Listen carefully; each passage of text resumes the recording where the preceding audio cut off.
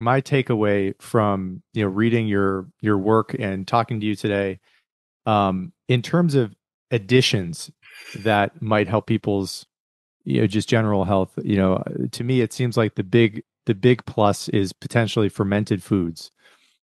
The big removal, and I think this is what got you famous, is whole grains and wheats.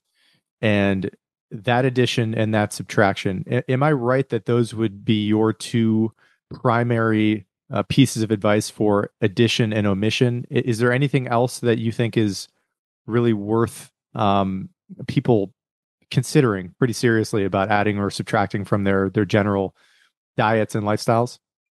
The vitamin D is really big, Dan. That's when I haven't talked about a lot because I've got so much to talk about. But the Sure. vitamin D is a big deal. Despite some of what you hear in the headlines, but vitamin D has big effect, for instance, on mood. Mm. And it's anti-inflammatory and reduces insulin resistance. So big effects, and also restoring those lost microbes. So fermented foods is a terrific start to restoring lost microbes, but sometimes you have to selectively, like the rotary yogurt or other fermented foods with rotary, reimplanting that one that boosts oxytocin and takes up residence in the upper GI tract. Now. Maybe in 10 years, we get a better strategy. Maybe we say something like, take this probiotic that has 15 species and strains, and they'll implant for life. Mm.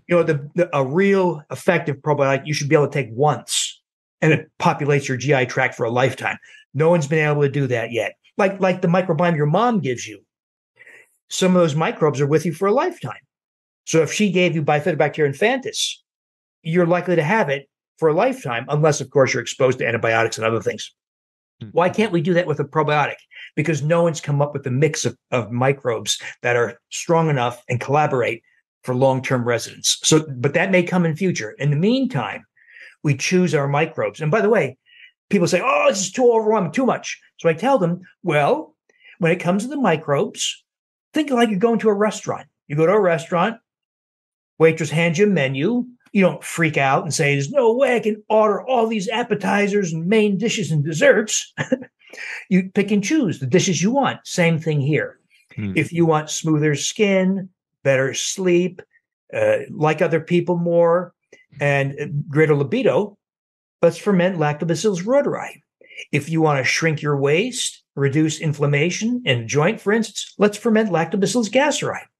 Let's say you want to recover faster from strenuous exercise or work, let's ferment Bacillus coagulans.